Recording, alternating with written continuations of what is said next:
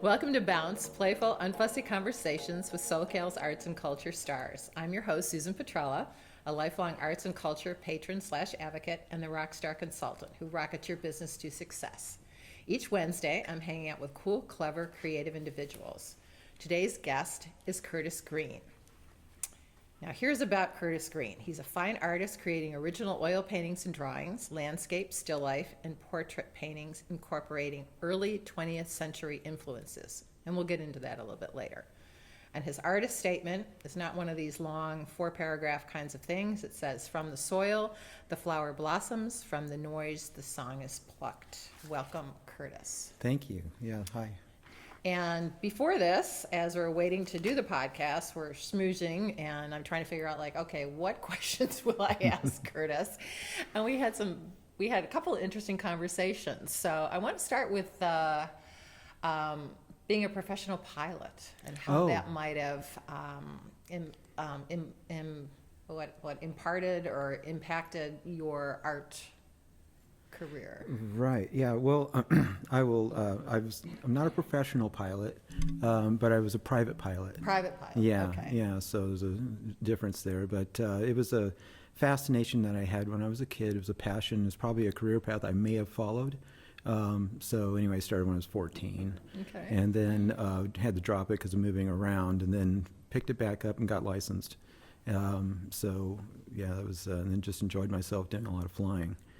But I think what I was mentioning to you is that the fact of flying actually is sort of educated me in more ways than one, professionally and personally. So yeah, it does kind of find its way into the artwork. Sort of like what you learned from flying is kind of, like I say, informed everything else I do.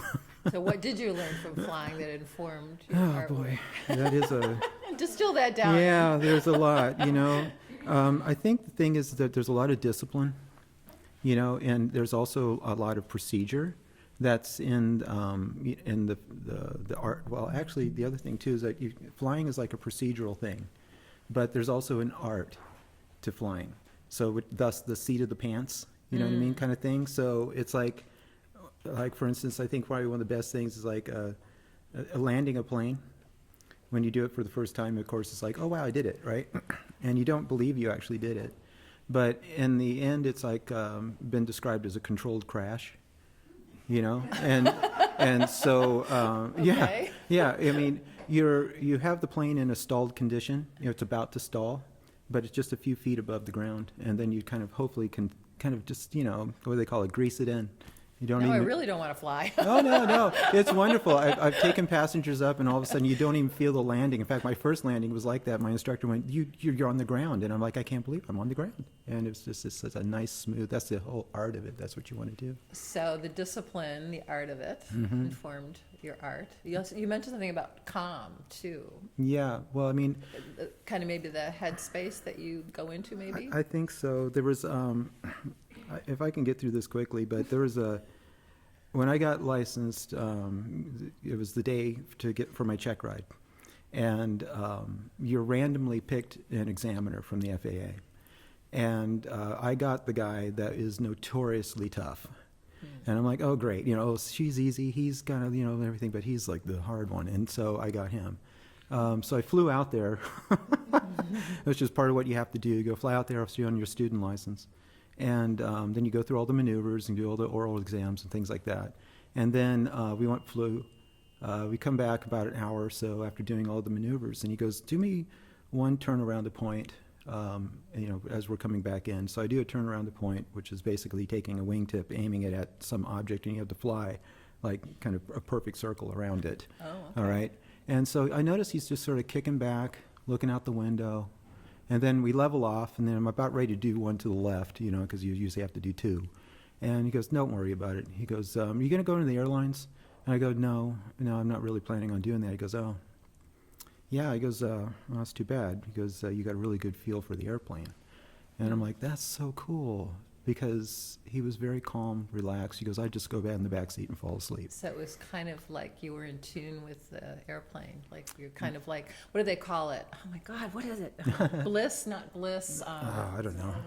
Yeah, you're in the zone, Yeah, I can't think of the guy. He's got a really long name. yeah. You're in your bliss. Yeah, yeah. So, and that's what I mean. It's sort of like of all the procedure, all the things you have to keep your mind on, and somehow you can kind of just navigate, not on the aircraft, but yourself in terms of operating it. And so that I thought that was kind of nice, so that's what I think we were talking about too, about that sort of calm, steady hand on the wheel. And so that kind of, like I say, has informed me personally. And then I think it's finding its way into the artwork and how I produce the artwork. Well, let's talk about the artwork that's in the Flora show. It's it's called Yellow Gerber. Yep. And it's a very interesting kind of backstory as to just how it came about. And maybe we can talk about like the process too of developing that artwork. I would love to do that, because actually it's kind of, it was created probably within a matter of hours. Oh. Okay. And it's actually since then has become almost immediately, as the brush came away from the plywood, that it was like, I think this one, I like this one. It's special to me. And but anyway, that's what it ended up becoming. But before that all happened, I think David was saying, I had emailed him about something, and he goes, "Hey, do you want to be in the Flora show?" And I'm like, "Sure." And when do I have to have it in? He goes, "As soon as possible." And so I'm like, okay, so because the deadline was coming, and and the panels no more panels. They're all picked up, and I'm like, oh boy. And so I Home Depot got a plywood, cut it, gacked it, primed it, and I was ready to go. And while I'm doing that, I'm on the phone with the florist who I normally work with. Tell the story about that. Yeah, and so I called him. He's done several little small bouquets for me for like other still lifes. And so I can usually just call him up and go, "Oh, I need one." He goes, "Okay, no problem." And you put a little thing together. Doesn't charge me much, and it's not too much of his time to do it. And so I called him, I need another one of those. And he's like, "Okay, when do you need it?" Like, ASAP. And so then I went to go get it. And he went back, go get it, puts it on the counter. And while we're getting ready to do the sale, I kind of took down and looked at it, and I went, "Oh." And I was really sort of underwhelmed, and I'm like, wow, it's like, I appreciate the favor. I wasn't going to get into it or anything like that. You actually took the time out of your very busy day to actually accommodate this. So thank you very much. And then I took the vase I took my hand by the throat of the vase, and I just picked it up, rather than like, oh, this is beautiful. And I just kind of just picked it up, went out to the car, went down to the studio, went up and sat it down on the table and just kind of just sat it there, and and kind then annoyed at it. Yeah, just kind of like, whatever. I didn't even looked at it yet. I'm sitting here in my mind like, I don't know what I'm going to do with this at all. And so then I'm getting some paints together, but the panel's there. I got to do this, and then brushes and so forth. And as I'm turned away from it, I'm looking at it, and there's all this going through my mind, and I go, you know what? I think I'm just going to have to do what I usually do, and I'm going to have to find something. And so then I turn around and I point at it very pointedly, and I go, "I'm going to make something out of you." And it was, and it did all of a sudden. We're like, I'm being paid attention to, and it's shine brighter. Yes, it finally did. It kind of rose to the occasion, and so then we can do this, and so we did. Well, they are intuitive. Yeah, so it was fun. So how long did it take you? What else was involved with the process? Well, let's see. Okay, now that we are starting to make a connection, right, between myself and the object and the flower, we're almost kind of like having this little conversation, if you will. And so then the lighting, and so I lit it, and I thought that was kind of fun too, because it's like this sort of demure, like suspecting kind of thing, and all of a sudden you put the light on it and it has its moment. And I'm turning the object to kind of find the right place. And I think if you see the painting, there's two of the eucalyptus kind of like haloing, kind of a halo kind of effect. And it's almost like the two arms almost, or hands or something like that. The two shapes are pointing towards each other, almost like a toreador or like a Taurus type thing, And so then like as a bull, and or they're kind of leaning into each other, almost about to engage, or at least call it attention to itself. And I found out that the entire composition, or the entire object, actually, the subject, was more important than actually just the Gerber daisy itself. Oh. It was all in total, and so all of the painting came together through, you know, a process of like drawing in the line with just some umber, and then starting to fill it in, and then the Gerber daisy was actually the last thing that got painted. Oh, interesting. I expected it to be the first, but it wasn't. Because you do a lot of portraits. Does that same kind of process happen with we were talking about, you know, doing portraits Yeah. too, and just how that all works. Yeah, kind of same way. So I think the idea of the portrait is often considered as being like a perfect replication of that particular person, you know, and the struggle for the artist is to like really, you know, get the eyes and to get the mouth and do all that kind of stuff. But actually, I think a lot of people know this, and it's, you know, but and it's common, but the portrait actually is more successful when you get the countenance and sort of the character of that person. So there's a whole search, like in the same way of like looking at the yellow Gerber and trying to find out, okay, if I rotate it this way, if I see this, and all of a sudden there's an aspect, the way the shadow sort of casts and falls across a certain set of leaves, and that kind of thing could be the same as sort of like positioning someone and getting to know them, kind of talk to them a little bit, and you get their character countenance, and then all of a sudden there's some little flash of like the way they wink or the way they kind of smile, and it's like it detects something about their personality, and it's like, okay, I'm going to make sure I get that in there, you know what I mean? So it's kind of Does it take a while? Yeah, Yeah. it does. Not a long while, Okay. you know, but you know, I think particularly when you're working with someone, and it's kind of an interesting arrangement if you're in the traditional sort of studio setup where you have sitter and portraitist or painter, you know, and it's classic setup, you know, and the sitter and the artist, you know, all of a sudden there's sort of like this communion that starts to happen, and it's like, you know, what's happening, right? And at least I am anyway, I'm kind of almost investigating right into that person in a lot of ways, and I don't think that they seem to really kind of mind that. In fact, it's a great conversation, and hopefully that comes back out into the painting.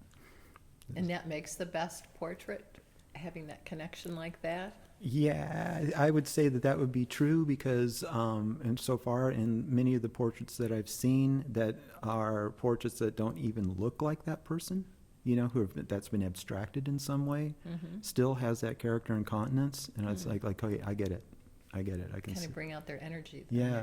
their kind of Yeah, inner soul energy. absolutely. So now you're. So what is it? The lamp of perfection.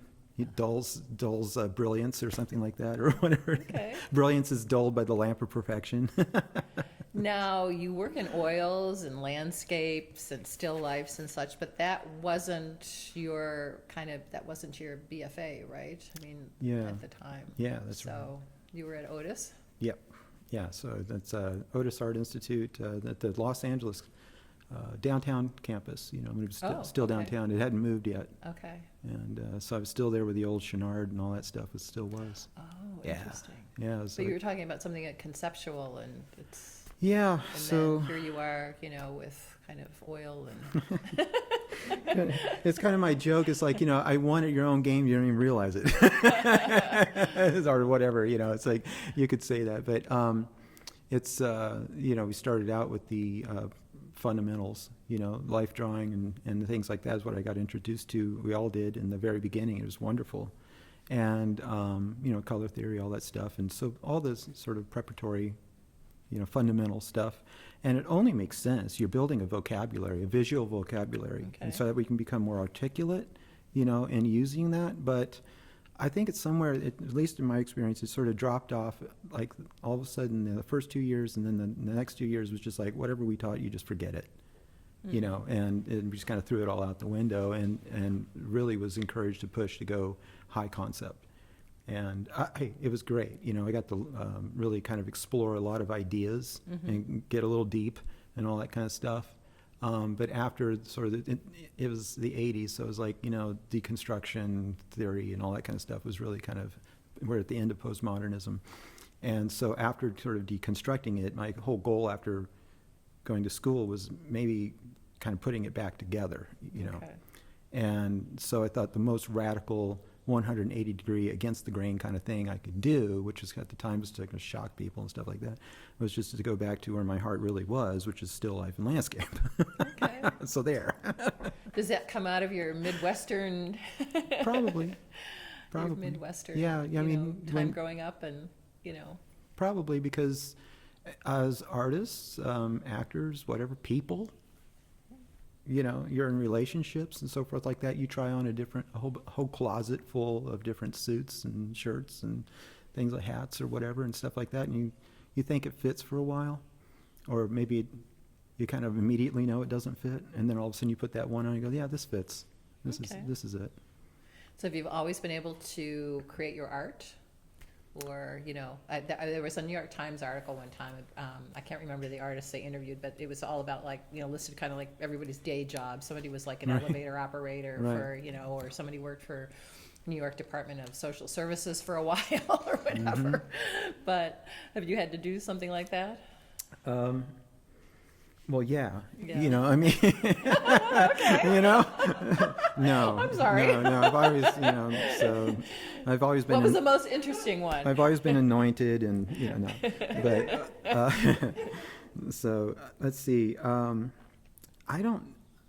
I mean, let me try to think. Lobster fisherman, I don't know. Yeah. What was the Painter most? by night, I don't know. I was I started actually working at it's sort of an internship at LACE, Los Angeles Contemporary Exhibitions. But then that is where I learned how to do sound and lighting and things like that, because I was working with the Performance Art Gallery there. Wiebe Gerritsen was the one in charge there at the time, and so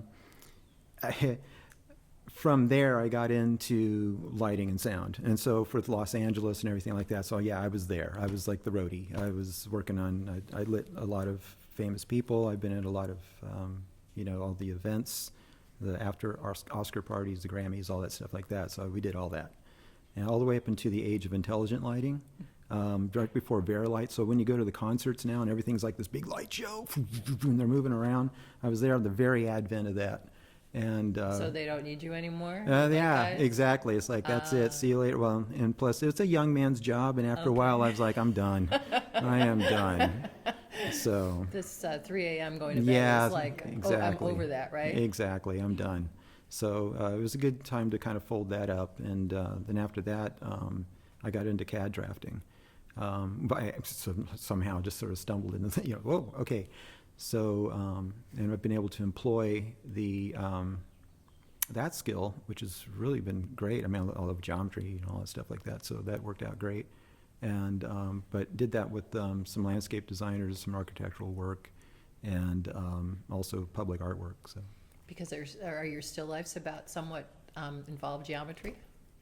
I mean, Wow. well, even, I guess, Yeah. all of, I mean, even Yellow Gerber, I mean, it has to have some geometric sense to it, right, of how you place it's it? centered, yeah, and there's a midline, and it's mirrored on either side, I suppose, at least the best that my hand could do, at least for the vase. But, that is fun to think about, because when you're going into something that is sort of like perhaps as mundane and as pedantic or something, I guess, as you could say, as a still life or landscape. But when you really put yourself and take that as passionately as I kind of think about it, then you do consider these intervals, and spaces in between, all these sort of compositional armatures that have to go in there, the sort of math that goes into sort of the, dividing out the compositional armatures and things like that. So, yeah, there's a lot of three-dimensional thinking in terms of like how the objects are placed or overlapped, and so forth. And it's in there. It's in there. And a lot of times that is a compositional choice that you can kind of think of in terms of music or something like that. So, yeah, I love it. So did you work on one work at a time? Probably, I put most of my energy into one work at a time, but if I don't have maybe 2 or 3 pieces working. I know, Gay Summerwick said, like 10 pieces at a time. I'm Yeah. like, how does one do that? Yeah. I know that I've heard some stories where they have, some artists, they'll place everything up and it's ready, and they'll put a mark and then kind of finish with that and walk over there and put another mark on that one Yeah, and stuff like that. But yeah, I don't do that. you can't do that. Yeah. Well, this has been wonderful. Thank you so much. You're welcome. Thank you for sharing your story with us, Curtis. You've made Bounce Bounce. A special thank you to our generous sponsor, Coastline College, its Fine Arts Department and Art Gallery, David Michael Lee, director, curator, professor. He's also Bounce's wonderful producer. Thank you, David. Until next time. All right. Wonderful. Thank you. Okay.